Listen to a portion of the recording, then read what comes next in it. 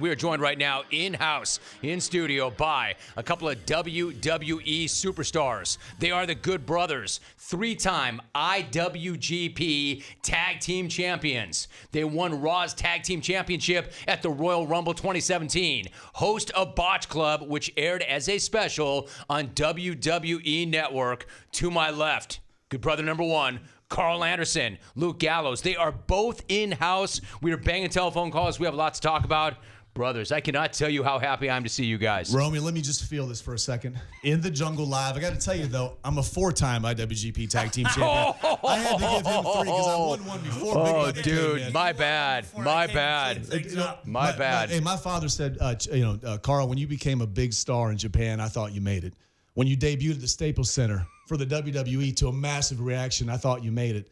When you bought your mansion in Tampa, I thought you made it. I said, I did, Dad. He goes, but now that you're walking into the jungle with Jim Rome, son, you've made it. I might have a tear in my eyes. My dad's a real clone. He doesn't have a job, sits in front of the radio and listens to He's all a 3 real hours. clone. He's a real clone, dude. brother. If you're getting dusty up in here off an introduction, I know it's tough. Hey, never mind your dad. Did you really bring your mom to a tour stop? Hold on, I got it right here, good brother. Look at that. My mom had a keepsake, babe. I'll never forget it. This is incredible. Tour stop. Okay, if you're watching on CBS Sports Network, tour stop number 30, the Cintas Center in the Natty, May 10th, 2003. Bro, you're famous and you're rich. Why did you keep that? My mom has it. Mine is somewhere. Who knows where it is? But you know how mothers. You know how mothers. That's yours. Yeah, you I would have kept it, of course. I'm sure I have it somewhere. But my mother, man, she's the. You know how they are. Mothers are always. I know how they are. Of course. She brought you into this world, man. She can do whatever she wants. I said, Mom, you remember when we went to the tour stop? And she goes, I still have that thing somewhere. I said, you got to bring it, baby. All right, so Luke, you're along here too. I got to ask you guys. First of all, did you guys get your brother pump in before the show? Morning brother pump, sweat out the hate, get rid of the demons, and get ready to rum it up, good brother. Because if you're a real brother, you got a little hate it. You have a little red wine the night before. You got to get rid of it. I was going to say, what kind of hate? Blood out the body. You know what kind of hate are you looking to get out? Everything. The red wine, or is there more? We had a little vino in us last night. Valentine's Day, a couple beer skis. You know how it goes. Hot Asian wife bought 2 bottles of wine for the boy. I took them out for Valentine's dinner with Baby Cash. We had a big time. So, Where did you guys go? Well, we tried. We tried to get around. A couple of Ubers took us to a couple of wrong places. One of the sushi places, the reservations, you had to have a reservation. We stormed out. So you know what we did? Uber Eats and ate at the hotel.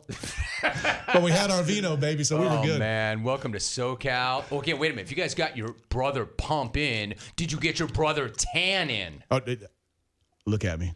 Look at me, Roman. They asked us if I needed makeup. We had to refuse the makeup. They asked us if I needed makeup. Do I look like I need makeup?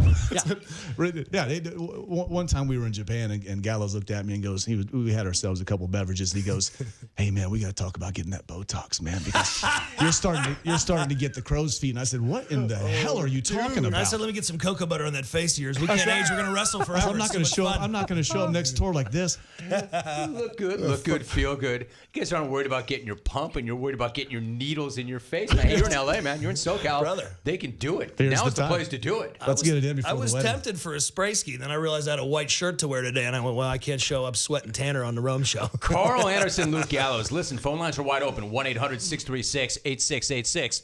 Guys, lay it out. This notion of good brother. What's it mean to be a good brother, and what is the good brother life all about? Gallows. Good brother is a term that... I don't know. I probably started saying it about 10 years ago and just kind of picked up in our industry. And it just means that's a good dude. That's a guy you want to hang out with. That's a guy you want to crack a beer with. He's one of the boys. He don't stooge on nobody. He won't stooge on you. Stone Cold Steve Austin.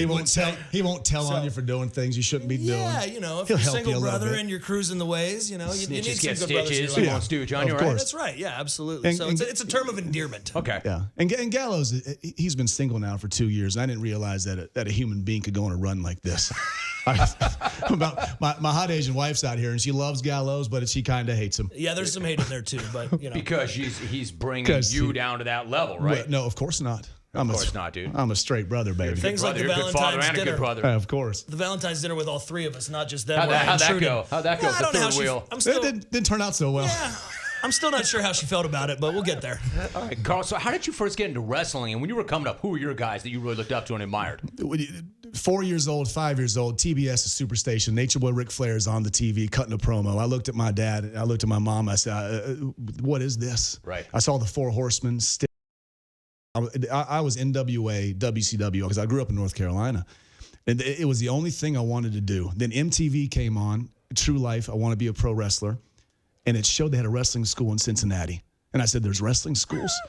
Mom, my God, I'm sorry, but I'm quitting college and quitting playing baseball in college, and I'm moving to Cincinnati. Dude, how did that talk go?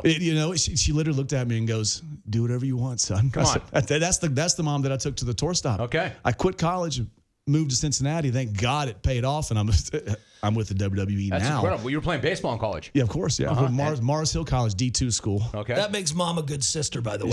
That's what we say. Yeah, Mom's She's a good an ultimate sister. good sister. Mom's a good sister because she was feeding me drinks at the tour stop. Dude, she's the best sister. the greatest. Maybe the greatest sister. Carl Anderson, Luke Gallows in studio. So, Luke, what about you? When did you first get into wrestling? Man, 8 years old, I saw Jake the Snake Roberts hit the DDT and drop that 12-foot python on a little jabroni on WWE Superstars, and I did the same thing. Dad, what is this? And he goes, no. No. So for me, it was like an obsession, and I played Division II college football. Okay. But a good little short story. I'm wearing a mask. I'm taping up the little tattoo that I have, and I'm secretly wrestling on the weekends. Car lots, Yeah, this is malls, real. county fairs, whatever. Well, I had a stooge. While playing football. You're in college. You're playing football. I'm playing in the NCAA, but an unbrotherly brother on the football team stooged. So he told on him. Yeah, He told on me. that's not a good brother, Romy. Dude, that's the worst. Yeah, I'm in Clarksburg, West Virginia, having a hell of a battle royal. Like, well, what did that guy get in out the of that, man? town? Why In is the that guy town stooging? mall. Yeah, he's just nothing. He's a stooge. He's a stooge, and I look out, and what do I see? The head coach of the Fairmont State Falcons, like this. Oh, wow.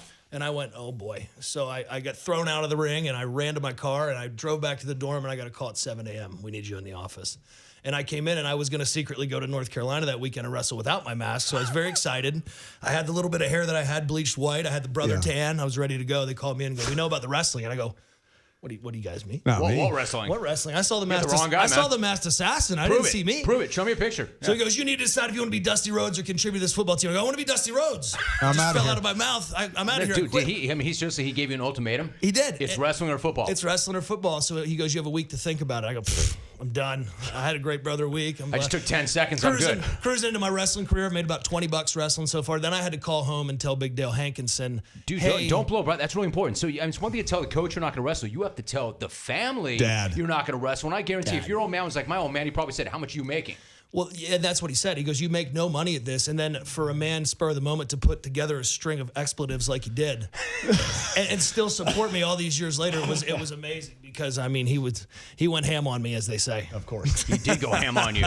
All right, so guys, whenever I have UFC guys on, we always talk about what it was like in the early days. I mean, easy to look at the UFC right now and see how these guys are killing it, and we can talk about what they make or what they don't make. But the early days, man, the stories were crazy. When you guys were coming up in the early days, what was it like? Yeah, I think the Give me a first story or two. I think the first 2 or 3 years it was it was obviously free.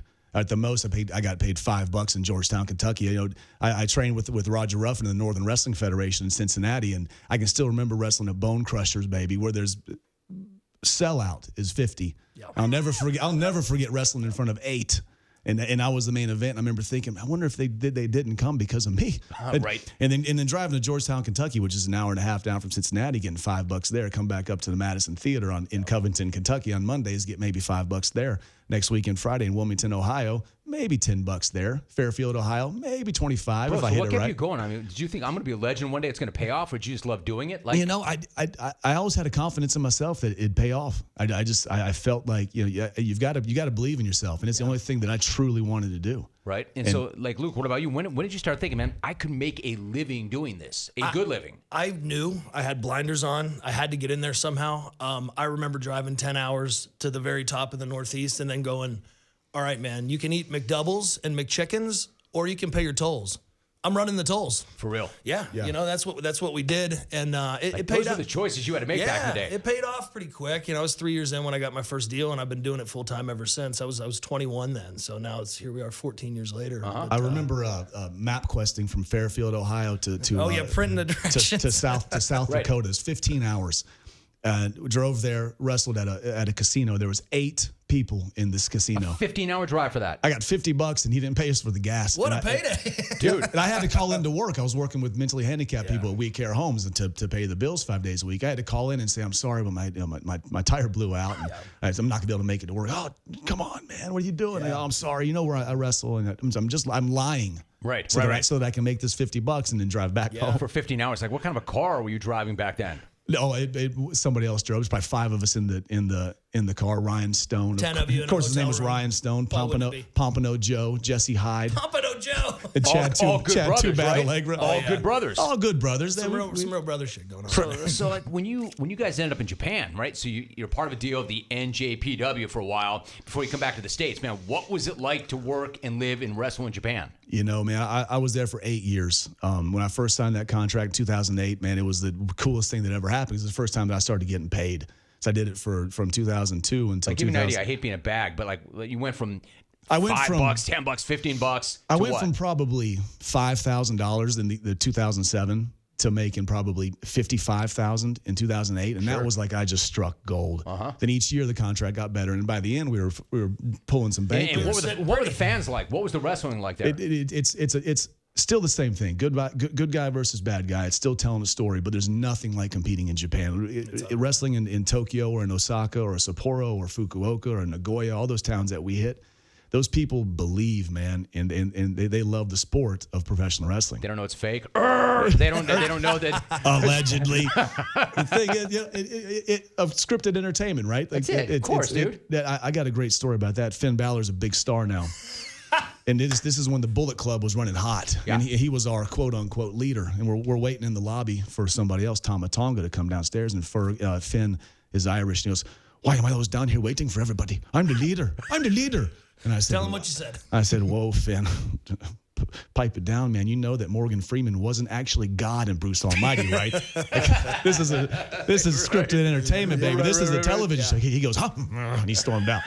Fake is such a funny word when it comes to what we do, because you're moronic to think the big boot and the leg drop really pin somebody. But on the other hand, I was saying in the car on the way over here, I wish all the things that we've heard about ourselves for all these years were true. Like, I wish there were fake chairs. I was gonna say, lay it out for me. I wish the ring felt like a trampoline. I wish all of those things, because I would feel so much better. But it's funny because the WWE has cleaned up the business so much. Like, when we first broke in 15, 16, 17 years ago, if you took a chair shot to the head and put your hands up, you were considered not a man. Right. So we're standing there for $20 and just getting our El Kabonged. And now the headshots are out of there. The drug testing policy is it's the most advanced one in sports that I know of. So they really cleaned it up, and they take a lot better care of the guys than The concussion protocol. Than 20 years ago. It's a lot different. So like I how got to much commend give is them. there in that ring? I mean, what's that ring feel like? But my wife I was telling you, I took about a month off when we signed with WWE before we started up, and I went down to the Performance Center in Orlando, and I took one bump. I took one fall just to feel it. And I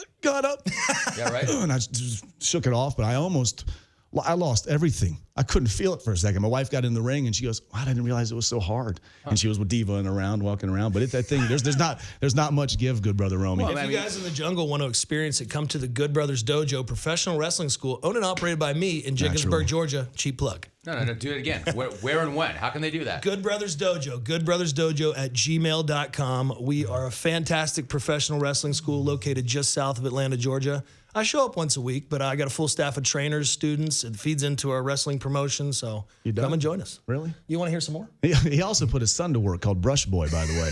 I didn't put him to work. He volunteered. How'd that go? Well, he created a character. He came in, he got a ring jacket, and he said, "I got better hair than you. This is what I'm going to do." And I said, family business. "All right, Well, listen, 11-year-old son, here we go." Really quickly, I mean, dude, you played college football. You tell me, how does it compare in terms of physicality and the way you felt after a game as compared to how you feel after a show? I respect the hell out of guys who play football at a high level, because I know how that felt. I think the difference with us is the grind, because we're on the road so much. You know, we're a live event, touring, media-based company, but we're out there 200 nights a year doing this and feeling it, and then getting in the car and driving 3-4 hours, and it's a grind. There's no off season. The only brother who's more comfortable than you two guys is Baby Cash.